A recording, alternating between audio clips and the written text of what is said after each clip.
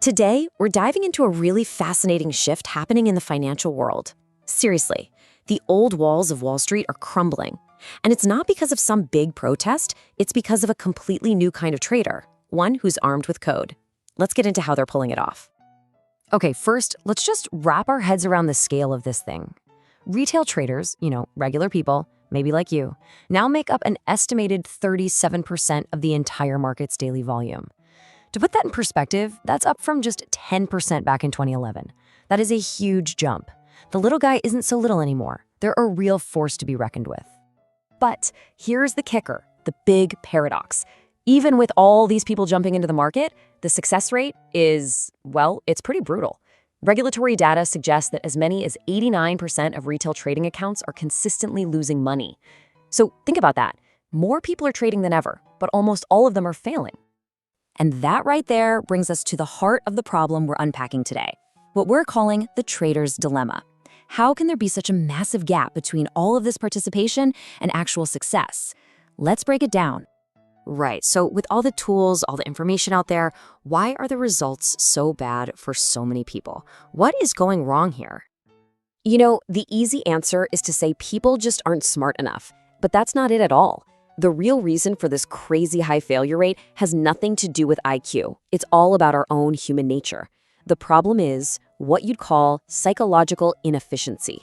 See, we're basically hardwired with these mental biases that are just awful for trading. You've got loss aversion, that feeling that makes you cling to a losing trade way too long, just hoping it'll turn around. Or how about revenge trading after a bad loss, where you just emotionally jump back in to try and make it back? And of course, it's so easy to get sucked into the hype from some guru online. It turns out our own psychology is often our own worst enemy in the market. But out of this sea of failure, a totally new kind of trader is starting to emerge. And that brings us to part 2. Enter the retail quant.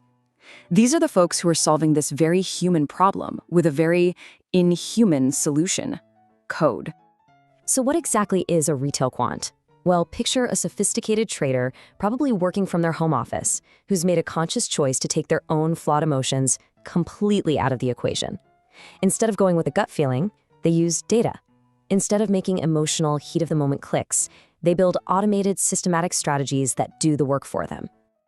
Let's just compare these two philosophies side by side. On one hand, you have your classic discretionary trader.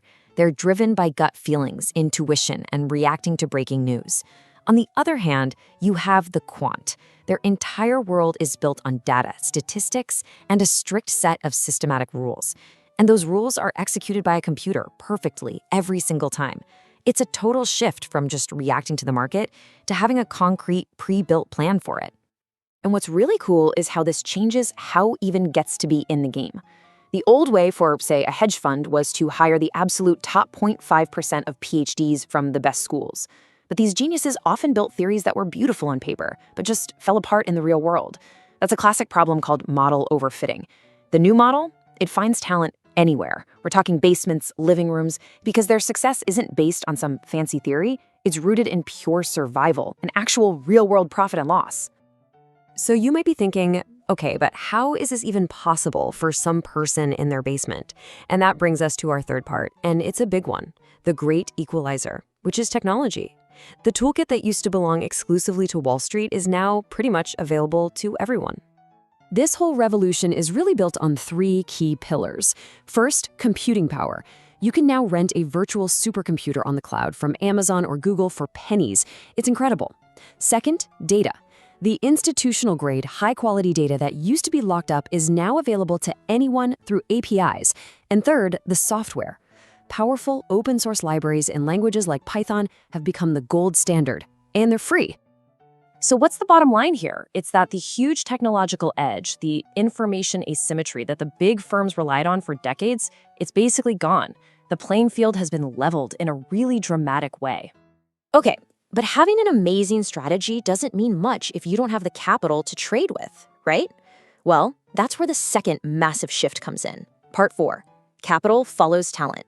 Because in this new world, a working algorithm is the only resume that matters. This is a really profound change. I mean, historically, if you wanted to trade with serious money, you had to go work for a big bank or a fund. talent and capital were completely tied together. Well, now they've been decoupled. They've been split apart.